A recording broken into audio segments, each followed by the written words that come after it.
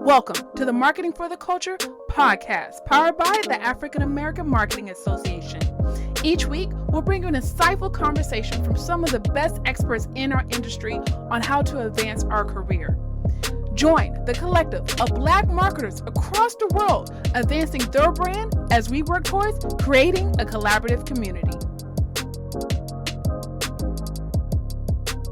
And welcome to another edition of the Marketing for the Culture podcast. I am your host, CL Palmer, and on the other line, I have none other than Michelle Gomez. And we are here to bring you the best marketing information and help build a better marketing community. And today we're going to talk about the 2021 Black Podcaster Listener Report from XM Media, Mindshare, and Edison Research. I have some very interesting takes. I don't feel like they're about podcasters, but we know who XM Media is, so I'm not surprised. But before we get into that, Michelle, back at the crib. You left me hanging dry in Atlanta. It's all good though. How you feeling though? I feel good. Happy holidays, everyone. Happy holidays. Yes, but after 8 days of traveling back in Houston, home sweet home. So I'm trying to be lazy, but I really need to be planning for 2022.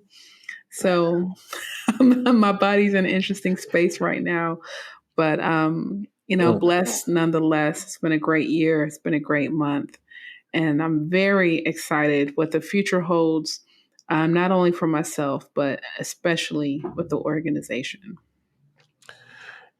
I feel you on that. I'm not gonna say I'm a little jealous, but I will say I can tell you have no kids.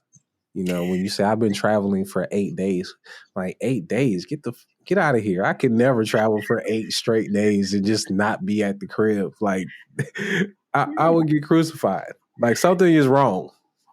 I might not have a home to go to. But I was trying to see my mom. Like I literally drove from Dallas on a Friday because I was like, okay, I can do my laundry. I can see my mom. Fly out Saturday, head to Atlanta. My mom was like, I'm going to church. I'm like, if I didn't stop to see you right now, it was going to be 2 weeks without seeing you. So yeah, no kids, and my mom don't care. So yeah. It is what it is. It's a blessing and a curse. Like most things. But I'm glad you made it back home safely in one piece. Good to see you in high spirits. You didn't get hit, boy. You didn't get touched by that on Marianne. Or none of that. So that's good. But me on the other hand, I'm definitely like recovering from something. I don't really know. I don't know what's out here, but it seemed like everything that was outside before COVID is back. Like all these other things, because we stayed in the house and then all of a sudden nobody was getting colds. And then everybody came outside and now you getting a cold and you got to worry about COVID too. Like it's just, you can't win. It's a crazy time right now. Crazy time. It very much so is, but I do not want to turn this into COVID woes because I could definitely go all day about those. Yeah, I think we all can. Do not get me started. But if you don't have anything else, shout out to the whole AMA, every single member. But we're going to get into this podcast. I want to talk about this Black Podcaster Listener Report. And the way that they had it set up was information about the listeners, information about their listening habits, and then it goes into the monetization. Now, by the time you hear this podcast, I will have a piece up on Alma's blog discussing this in its entirety. But we wanted to just do some audio notes. I'm not going to read the whole blog post. I thought about just reading the blog post, but I haven't got there yet. I can read, but reading out loud is just a whole nother ball game. I gotta get comfortable with that. But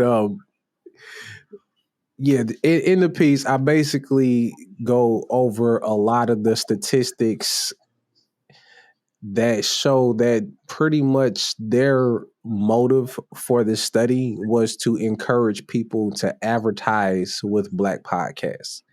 And of course, if you keep up with any of these corporations, XM Media is the advertising brand or advertising arm of XM satellite radio, Sirius XM, which also owns Stitcher and Pandora, which both have podcasting ties.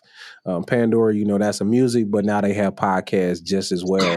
And everybody's familiar with Stitcher. So it's not a surprise that they put a lot of emphasis on information that advertisers could use.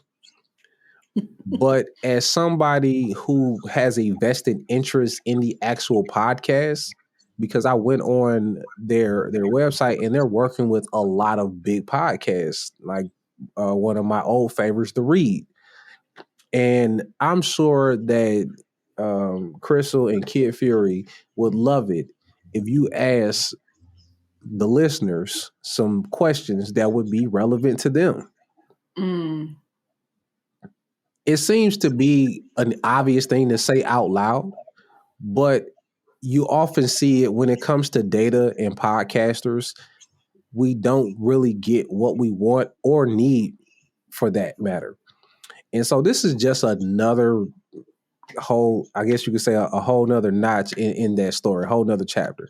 Because if you go through the hosting sites, can't get great analytics. You go through Spotify, Apple Podcast dashboards, their analytics have stepped up, and I feel like we just put a little pressure on them, but we don't really get the best.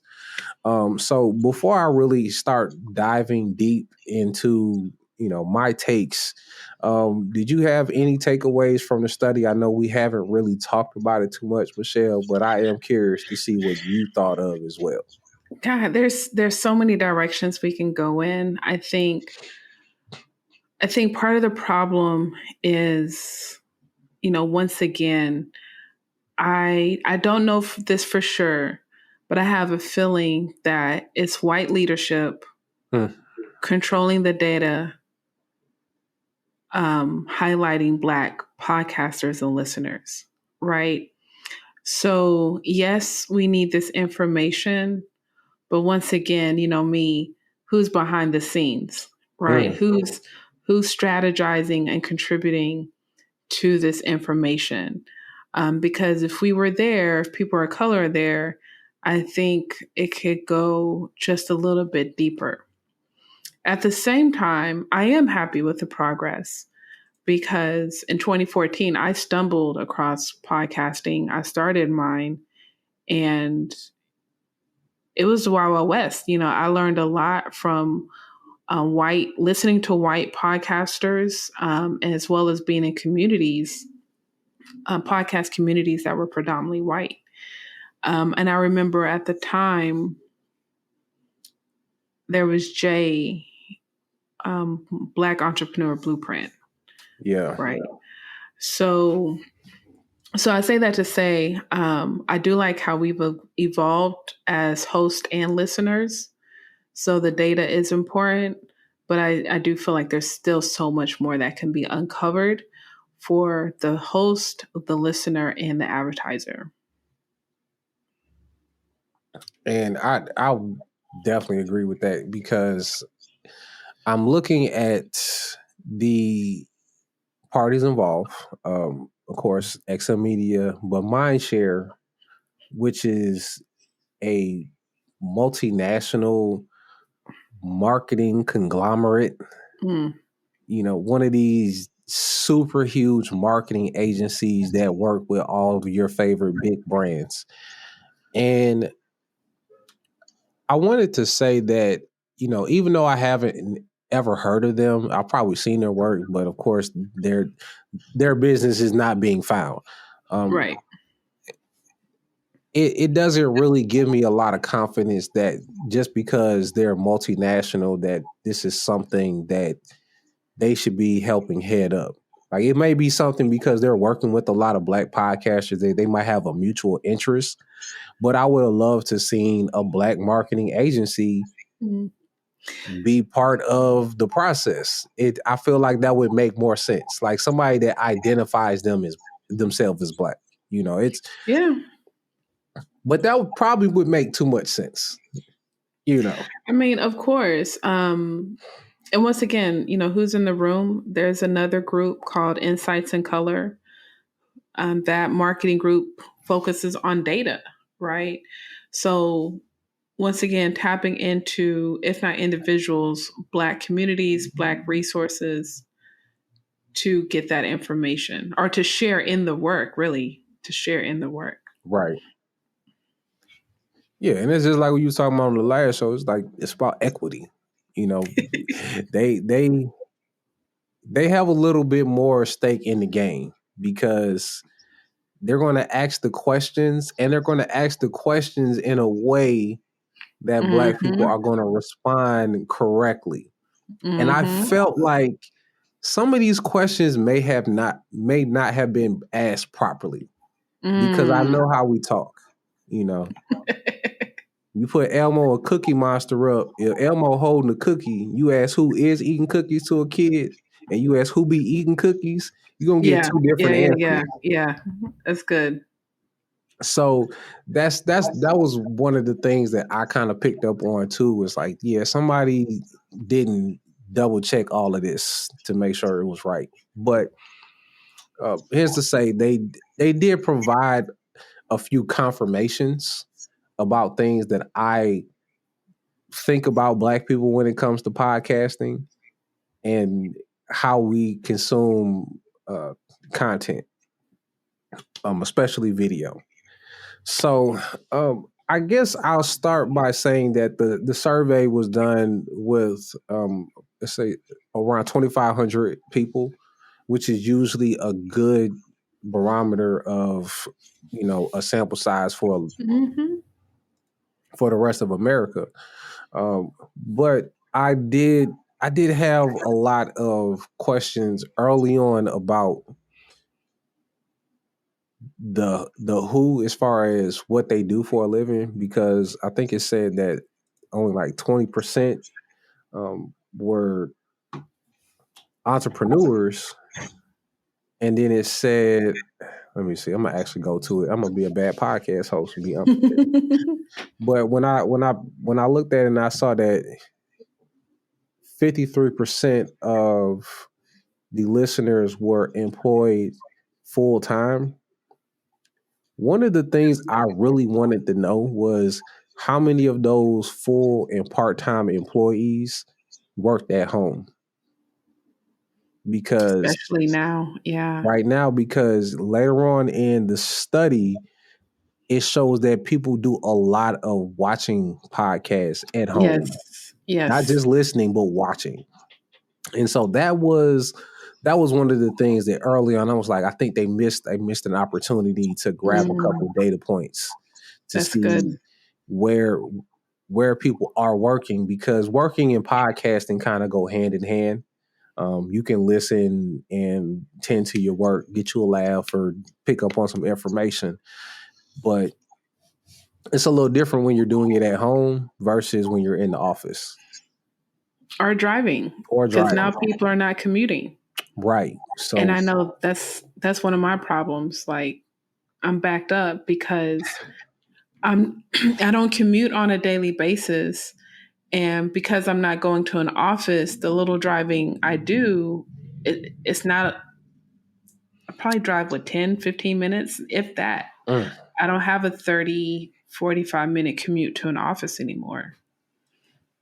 Yeah, so it takes me a long time to listen to one podcast or to go through a series of episodes. I'm the same way. And I have tried to get back caught up so many times. It just never happens. It's not going to happen. But I started listening to podcasts at faster speeds, for one. just so I could get through them.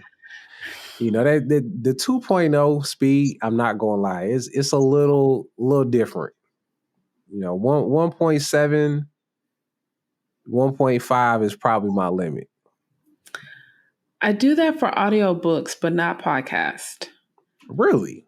And I think it's because podcasts are more the ones I listen to are interviews, so it's more conversational versus a straight read.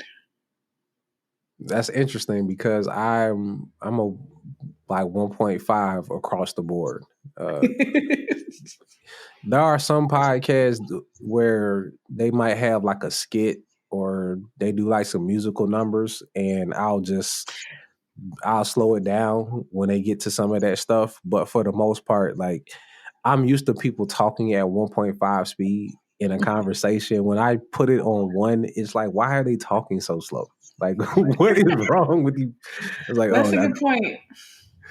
so man, That's a listening good point. habits, yo, that's a thing that I think people have not discussed enough. Like how you get to being a podcast listener and then how you listen to it. This study does some of it, like who and where, but you know, kind of like following people from jump. Like, okay, you started here, now you listen at 1.5. Did you go from podcast to audiobooks? You know, and so on and so forth. Like as a podcaster, I have a lot of questions. And that's what really drove me to write this piece because I had a bunch of follow-up questions.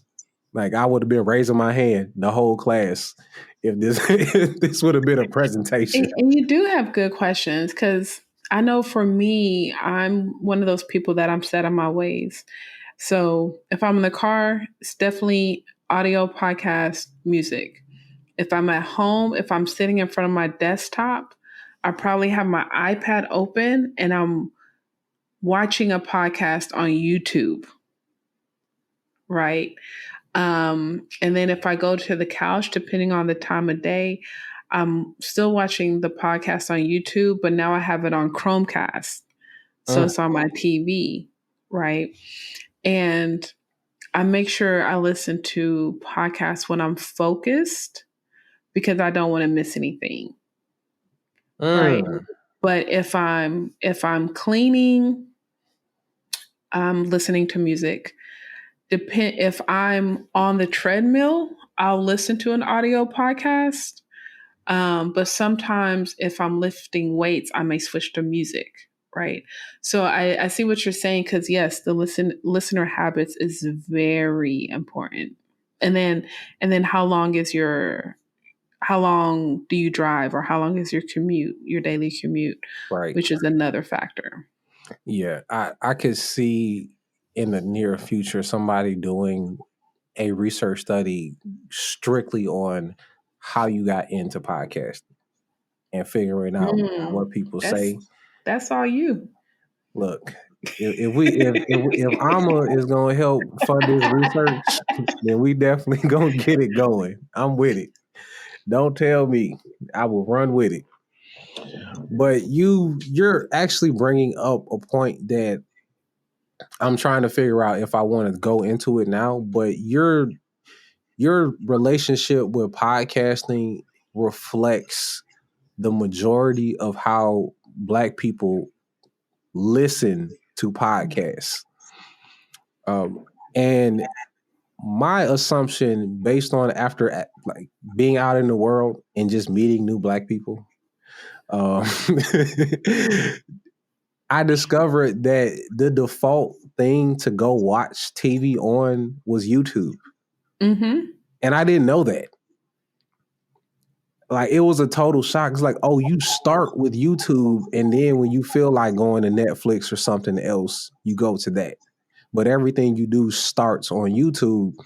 And I think that's because early internet days, I was a downloader. And so I just downloaded everything, and then I had hard drives that was connected to the TV. So whatever movie, TV show I wanted to watch, drop it on the hard drive, plug it into my TV, and it's on there forever. You know, so I like the whole YouTube evolution. I just completely missed. and it really it took until like a few interactions with people like yourself for me to realize that podcasting is actually going to have to grow through YouTube with Black people. And I didn't quite know at the time what I was speaking on, but now it all makes sense, because it's a primary entertainment vehicle. You already are taking in music, you're watching documentary films, talk show, everything is already on YouTube. So podcasting, based on this study, is just another thing that people started adding to what they do on YouTube. When I was reading your article, I immediately thought, who started this? Was it the Breakfast Club or was it Gary Vee? Specifically when it comes to, I'm going to say, the Black community, right? Because I don't think I was aware of the Breakfast Club until I saw their viral clips on Facebook, then Instagram, and then YouTube for the full interview. So it's like whoever said, "Hey, let's put some cameras in the studio," was simple but brilliant idea, right? Yeah. And like for me, I don't listen to the Breakfast Club audio. I don't either. Like I have to see them. I have to watch the video.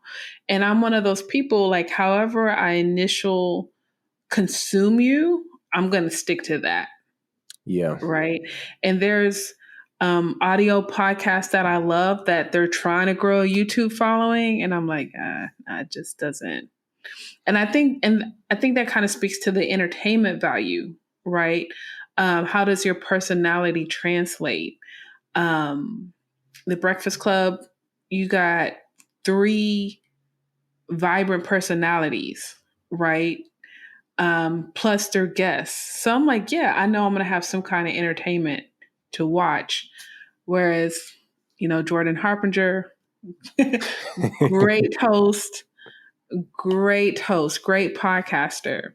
But it's like, he's a little boring to me on video, but love him on audio. I can relate only because I'm just not a person who's like big on just being on the camera. Mm-hmm. Now, we had a conversation before. I'm just not that vain. So in order for me to feel like I'm doing something good on YouTube, it's got to be something that I would watch. And it took me a while to get to the point where I had to understand that other people's standards are much lower than mine. And then the fact that I'm giving it to you for free is probably a consolation for that. And you bring up an interesting point that I did bring up in the article, which is now that I've read this research study and I think about who people talk about when it comes to podcasts, it's the Breakfast Club, it's 85 South, it's Earn Your Leisure, it's Gary Vee, and those first 3, those are Black as it gets, and none of those are podcasts. Right. That's the thing. Like I figured out that Black people actually don't know what a podcast is. Sorry. But it's okay because the format is evolving to just pull things under an umbrella, but it still doesn't jive with what the art form is. And so I just wish we had a little delineation from jump. But when I talk to regular people, when they say podcast, that's what they mean. You're right. So, and I agree with what you said, but I'm curious, what do you consider Earn Your Leisure? Oh, Earn Your Leisure to me is a podcast. Okay. Because their product is not video dependent. Because I listen to their podcast and then I watched a few, and it translates in both. So yes, I didn't really have an issue with them. It seems like okay, YouTube was a way for them to grow. Right. Instead of like them making a YouTube show and then making it a podcast. Good point. Which what other people do. Yeah, I know. I mean, going back to 2014, 2015, where, I mean, I remember I literally launched my podcast at New Media Expo in Vegas the weekend or whenever I was there. And by the end of that year, ESPN, right? I think Snoop, like all of these big GGN. names. Yeah, Yeah. all of these big I names. And I remember was that. like, I know that's not my target audience, but at the end of the day, we're competing for people's attention, right? So if you have celebrities and I'll just say media companies tapping into this form, it's going to be hard for the little guy to compete. Yeah. And I could be biased. I don't care what she's saying. People are like, well, if you're good, you're going to rise to the top. And, you know, they'll say all of this stuff. But, yeah, but it's like I can't compete against ESPN, right? The Breakfast Club, or even the Read, which is God, there's another direction I want to go, which is more of a pop culture podcast versus a business podcast. You know, so I think popularity is essential when it comes to marketing and podcasting in 2021. I don't care what people say, I stand by that. And I do think you have to be popular as well as tactical to be successful in this lane. Absolutely. Let me take a second. So what you said there, I want to get into here in the next segment because it brings up a couple different statistics that I want to reference. So let's do this. Let's take a quick break, and then we come back, and then we're gonna do numbers. We're gonna talk numbers. And welcome back to Marketing for the Culture. I am CL Palmer again with Michelle Gomez. And today we are talking about the Black Podcast Listener Report of 2021. Again, from Edison Research, XM Media, SXM Media. Let me say it right. Mindshare. And so we spent the first part of this podcast going over just some of the thoughts of the study and some of the questions that we had and even some of the trends that we started to see in podcasting, along with kind of like what we feel like in the future. So in this section, I want to go ahead and get nerdy. You know, I feel like I need to put my glasses on. You know, we're gonna read some numbers. You know, you got to get this motherfucker on. And that's because, of course, with any good research, you know what? Some in my glasses. I ain't got time for that. But yeah, like I said, we are going to get into the numbers of this survey. And I don't know if, Michelle, did you have any of the statistics that really kind of jumped out at your face that you could not ignore? You were like, really? Well, I'm actually surprised about the business/economy podcast. They said 66% are listening. The people are listening to that. Other categories include history, true crimes, fiction, kids and family. But I really feel like they're missing pop culture.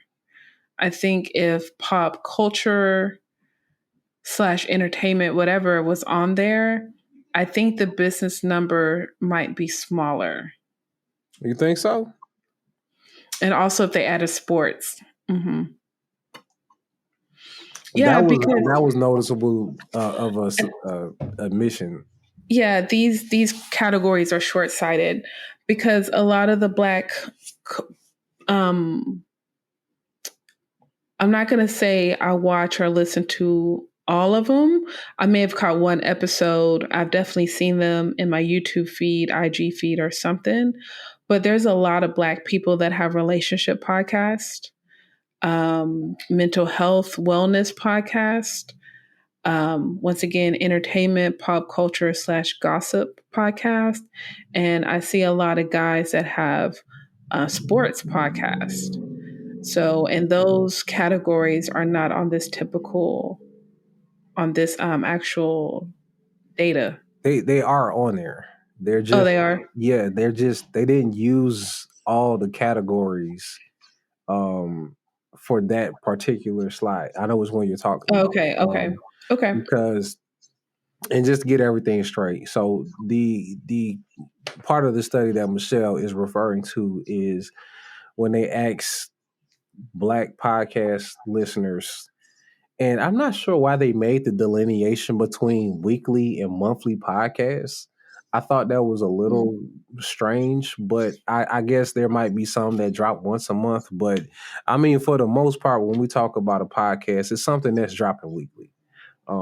I feel like that would have just been a lot simpler for their language. But the slides basically says categories that primarily, if they included Black stories and perspectives versus whether they actually listen to that genre.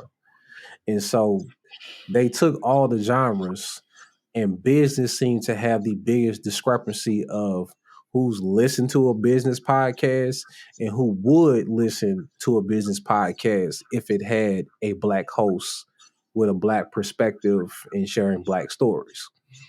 And you're correct. That's something that hit me dead in the face because I'm like, you ain't seen marketing for the culture? You ain't never listened to that? Like, how could that be? You know, that pink bar should be a lot bigger. But, you know, I understand that it's a two-pronged thing. For one, I feel like business podcasts don't have the best marketing.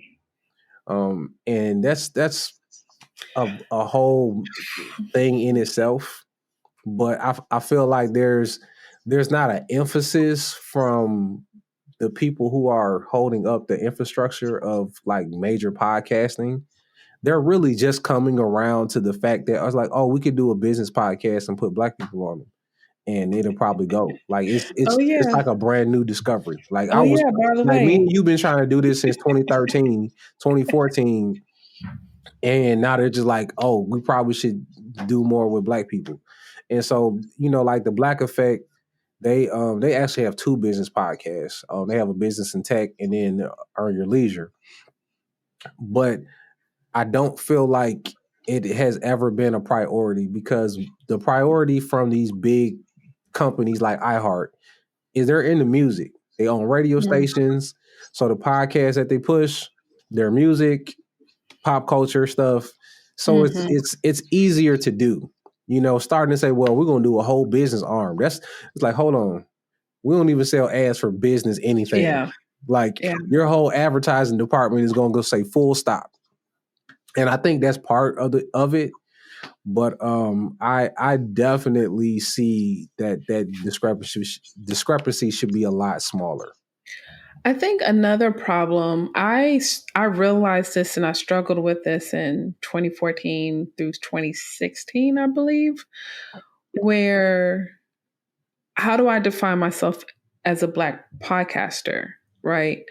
Is that because I'm a Black woman hosting a podcast, or am I discussing Black topics, right? What makes a Black podcast? And when I did my first podcast networking with Michelle, it was just text. And I changed it years later because I was like, I need people to know that this is a Black woman show. So I put myself on the cover. So I also think there's a lot of Black podcasts in general, Black business podcasts that exist, but we don't know because it's only text and there's not a face to the cover. And then there's no promotion, right? Whatever that may look like, right? But one thing that just occurred to me, like they have all of this data based off of their platform, but did they really do their research? Like, did they hit a berry? Did they look at podcastingcolor.com? Did they look in the direct? Like, what are y'all Googling? You know, because, and I mean, that's why I always talk about like who's in the room. Because if you have another Black person in the room that's heavily invested in podcasts, I'm like, you can't be a Black podcaster for more than a year and not know about podcasting color. That's it's just not right. That's facts right there. Yeah, you really hitting on it, because like I really got angry when I went through this podcast survey or research study, and I had to just chill. And I said, you know what? These are advertisers. These advertisers have an agenda and they have a goal. That's what they're doing. They are putting this data out for their advertising partners. This is not for podcasters. Calm down. It's like just calm down. Just move on. So like going through this, and you know what? This is a good jumping point.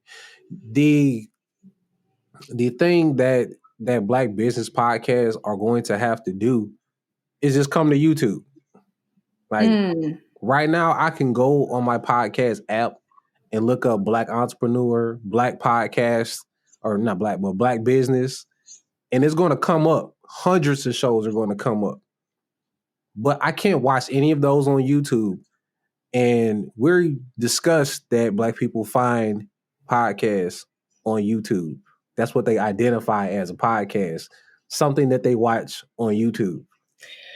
That is some of the, it's part frustrating as somebody who loves the audio form, but because I understand how we got to this technology, it's like I get it.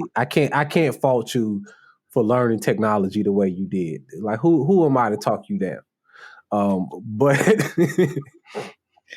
I'm gonna pull up a couple of stats.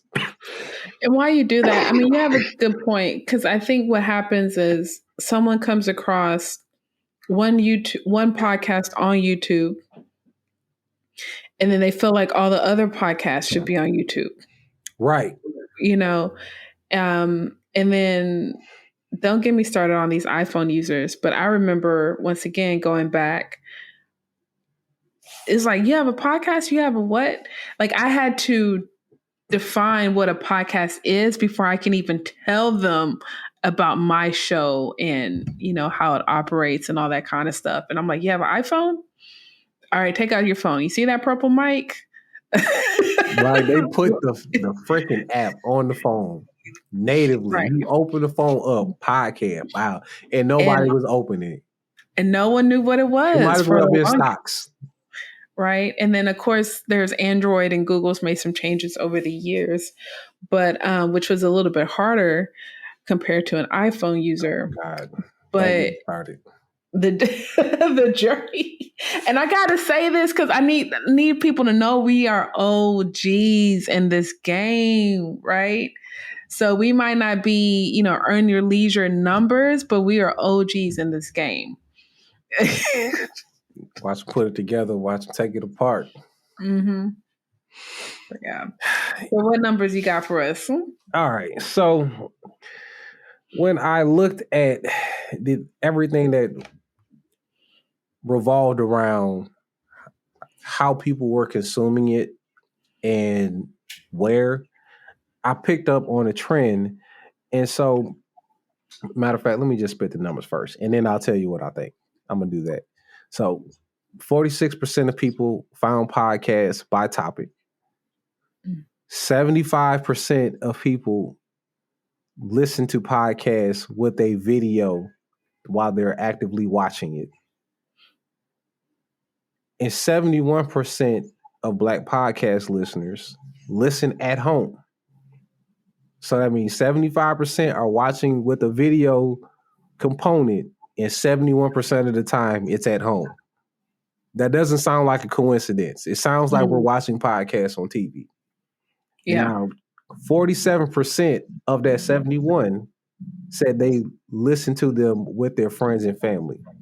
Now, you're a single woman, but how many of your friends are listening to podcasts with other people in the room?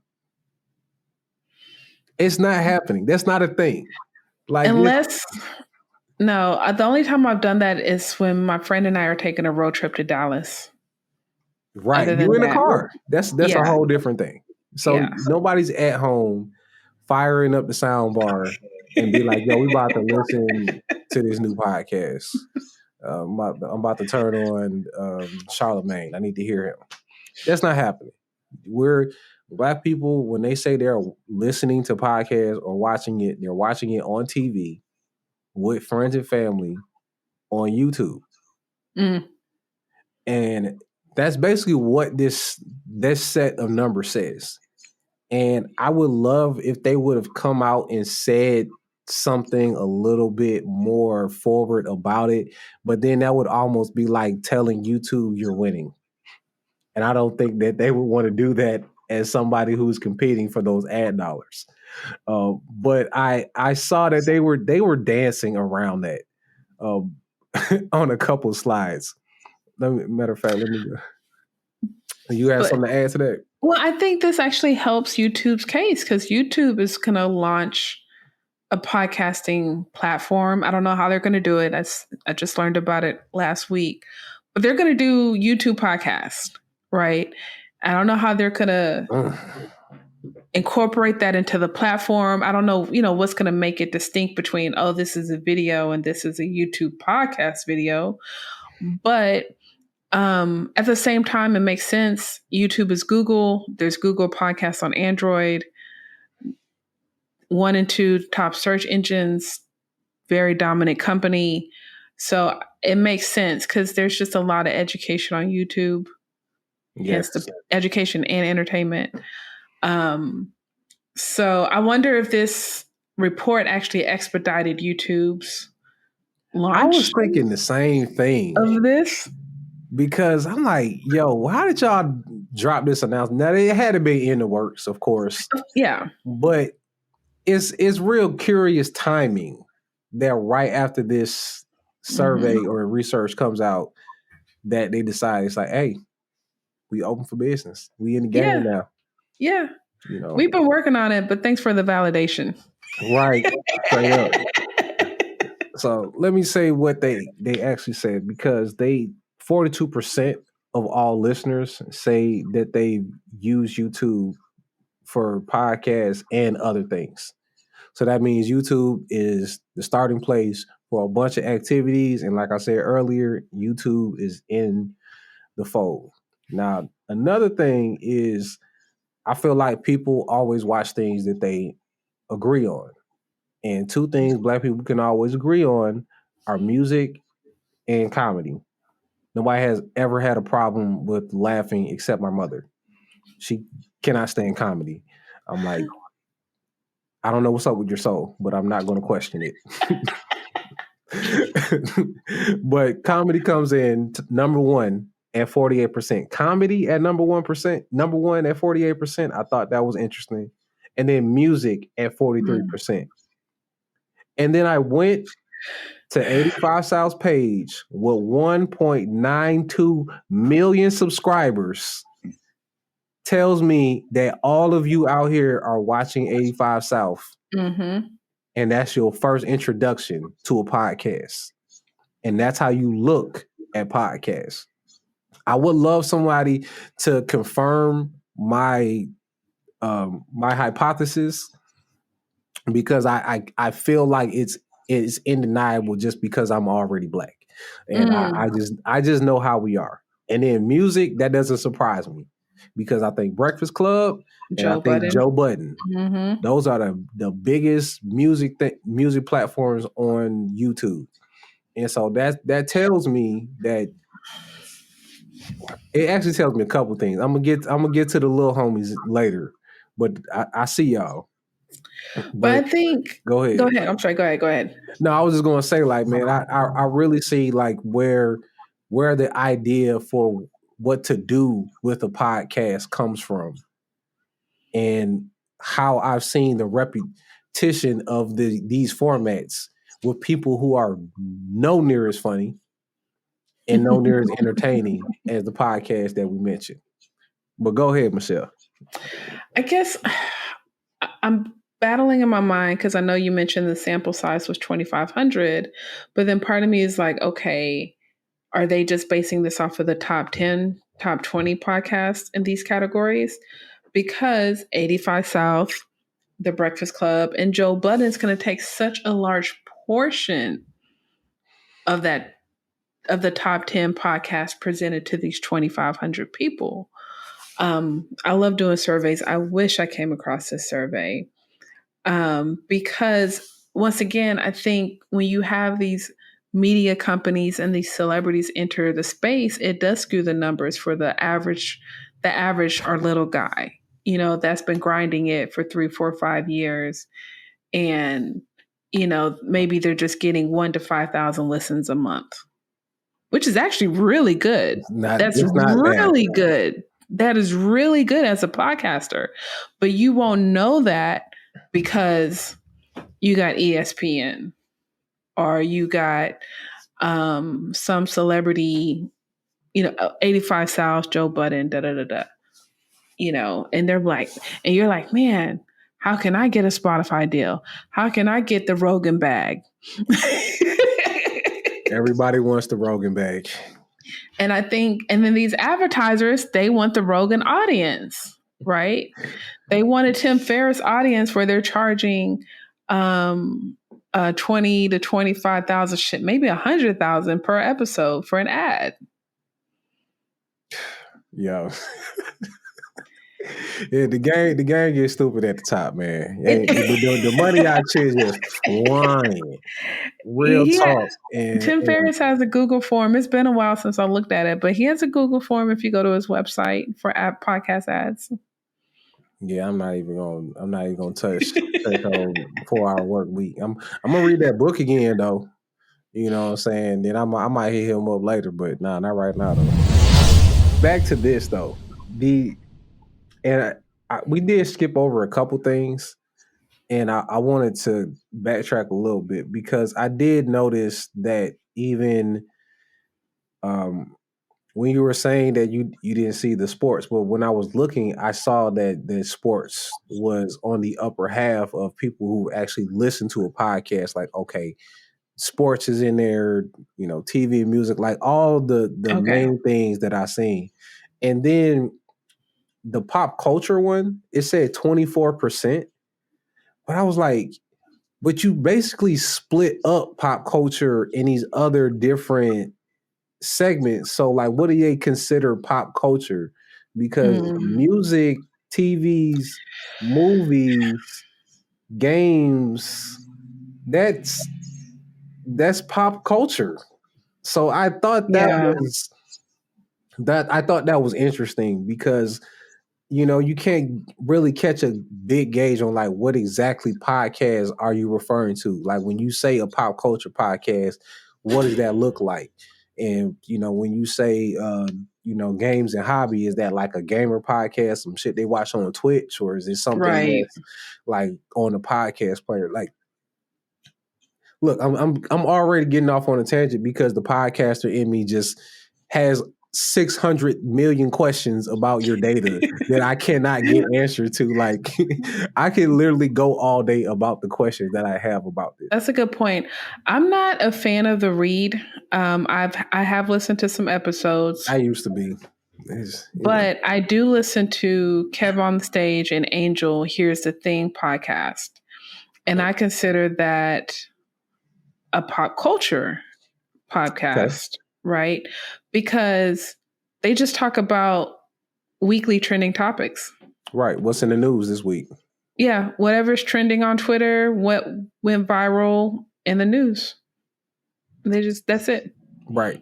So that's a very frustrating thing as a podcaster to be like, okay, I don't know what this actually means. Like, should I be jumping ship to do something else?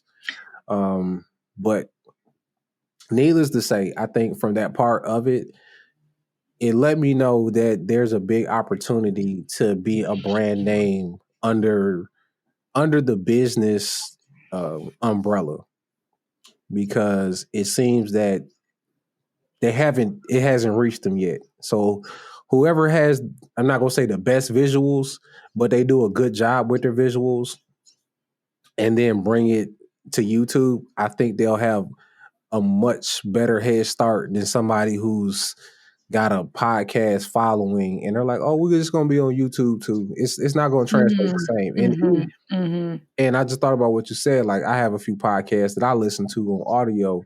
I actually watch them on YouTube just for my girl, so she be in the room, and sometimes she might comment on some things, but for the most part, they're not getting the same juice, and I can tell. Let's see what we're looking at. I know we about time to wrap up, but there were a couple other things that really, in the words of Peter Griffin, grinded my gears. And it comes in the monetization, where they bring up social media, which I thought that was an interesting thing. It's like, oh, you put being under social media as monetization, that means you might be looking at social media as monetization channels completely. So that makes more sense, because I would have put that with behavior if I'm thinking about, the subject. But when I think about this audience, it's like, who's spending the money? The advertisers. And so they're going to lock up a brand deal on the podcast and on the social media feeds. But why would you help the podcasters in this study at the same time? Because when they asked if they follow the podcast or the creator on social media, 50% said yes, which I thought was a little low, actually. I thought it might be a little bit closer to like 70%. But all that tells me is people want you for your podcast a lot of the time and nothing else. And then you have other people who want to be a part of the community, and so they're following you on social. But one of the things that's not on here, like, which sites? Like, is it one site, two sites? Is it Twitter? Is it Instagram? Zero mention of how many, where, any of that. And that's something that I felt like was a very big missed opportunity, I think, for both sides of the equation, because not only could I smarten up my plays as far as where I'm at on social media, but then you let your advertisers know, well, if you see a podcaster with a following and it's this type of podcast and they're on Twitter, then it might be a better look versus somebody who's doing it on Instagram, because whatever, you can kind of build your case based on the data, but it's not there. And so everybody's kind of left in the dark. You're just like, well, they follow them on something, TikTok. There is so much to unpack. Okay. We only got like 5 minutes. Just let you know. So, and I don't like following influencers and celebrities on Instagram for some reason. I'm funny, but I might be changing that next year. So one, with the podcast, the reason why they have social media under the monetization is because some of these platforms pay. If you meet the criteria, YouTube will cut a check, right? Supposedly Instagram is, and Facebook as well. Fair enough. TikTok, some of these platforms are cutting checks. So that's one thing. A lot of these podcast hosts are able to create multiple streams of income because they're charging advertisers. So they're reading the ad on the podcast. They may or may not have we'll just say an IG page for their podcast, but the host has such a following, they're able to monetize that following through sponsored content. Mm. So, and who knows how they're packaging this too, right? Because it could be like, okay, we're going to do 4 podcast ad reads and then 1 social media post, for $4,000. Like, I don't know. Who knows how they're packaging their ads as well. One thing I've been noticing recently on YouTube is you have people that have, we'll just say, the AMA page, right? And that page they're monetizing that page. Now I'm seeing people do a second YouTube page, and we'll just say AMA clips, right? Where they're doing 8 to 20-minute clips on that second page. And of course, they already have a following. So people are going to migrate. Those clips are going to come in their algorithm eventually. So eventually they're going to monetize that second page. And now they're going to get 2 checks. Same content, repurposed, shorter clips, but now they're getting 2 checks from YouTube under one brand name. I heard about that, and I was actually hearing somebody say that they were just going to stick with the one channel because they were worried about the algorithm.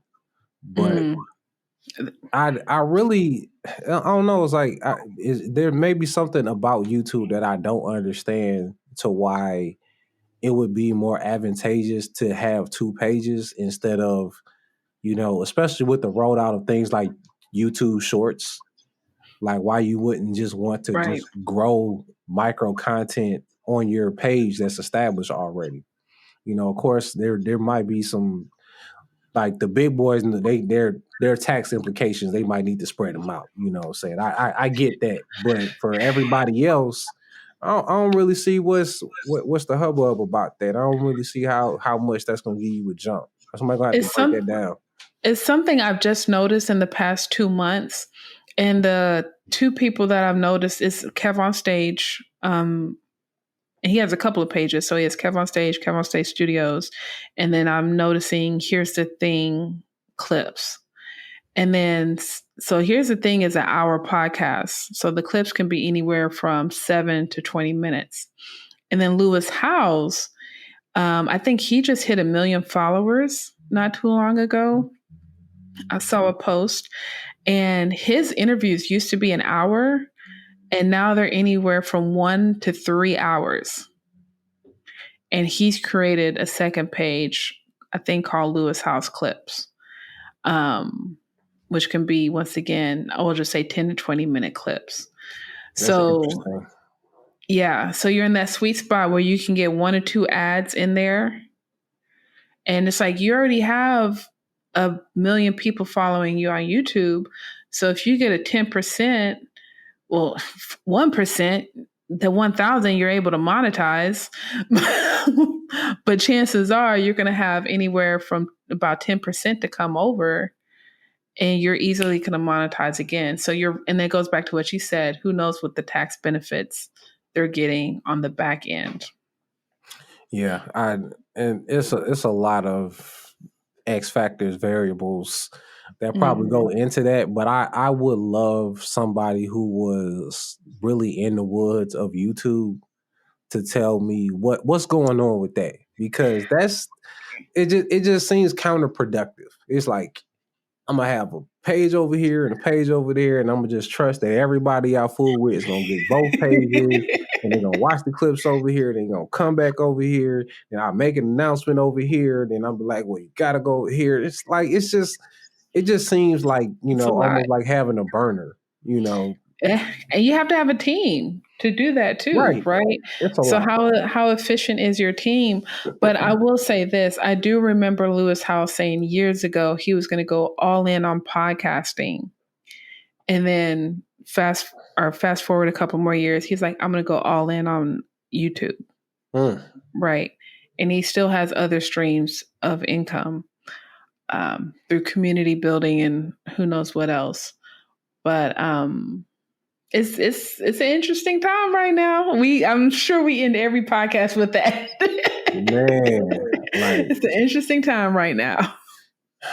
Just a lot of the prospects that podcasting and YouTube getting into the podcast game officially, and then I'm curious to see how everybody adjusts because before I knew what YouTube was, like you said, it's the search engine.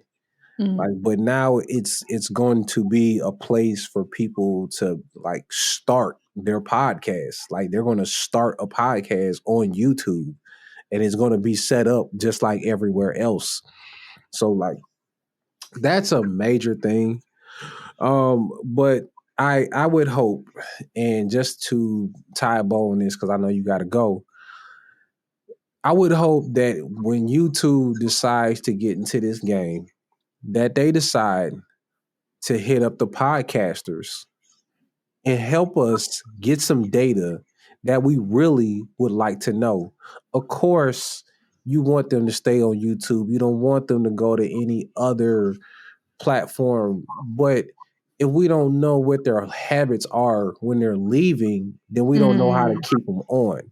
So when they stop thinking about their own self-interest and think about how podcasts could be better, how podcasters could be better hosts, how could we do marketing better? They have some resources, but I don't really see a huge investment in helping us make the better content and deliver it in the best way possible. Because at the end of the day, if it's quality, it's going to cut through. And if anybody could help, with a lot of interest in getting people on their platforms, then this might be mutually beneficial and, of course, make everybody some money. Right. Yeah. Keep the podcaster in mind. Keep the creator in mind. We're just not the priority. And I have a whole nother spiel about that because we're going to have to quit RSS at some point. But that's a whole nother conversation or another time. Okay, I'm here for part 2. Look, that might turn into an editorial by the time I get done with this idea. But that's a good can point. see that. But ladies and gentlemen, I appreciate everybody out there for listening to Marketing for the Culture. Make sure you go to aa-ma.org. Become a member of AMA. If you are any type of marketer, you're a social media, graphic designer, content creator. If you do something on the internet and it has to reach people, you're doing marketing. Yes. So come join AMA. Get your game right. 2022, we're definitely going to be out here trying to help people grow. So y'all stay tuned to the blog, to the podcast, the YouTube, all of those places. I'm at CL Pod Gang. This is at Michelle Gomez. Y'all hit us up on social media, and we out here. Peace. Thank you for listening to Marketing for the Culture podcast. If you haven't already, please subscribe, whether it's on Apple, Google, Spotify, or your favorite podcast platform. And of course, our videos are on YouTube. If you have a moment, feel free to give us a rate, review, or just comment. We appreciate our sponsors for their continuous support. Also, if you're interested in learning more about our sponsors or becoming a member of the African American Marketing Association, visit aa-ma.org.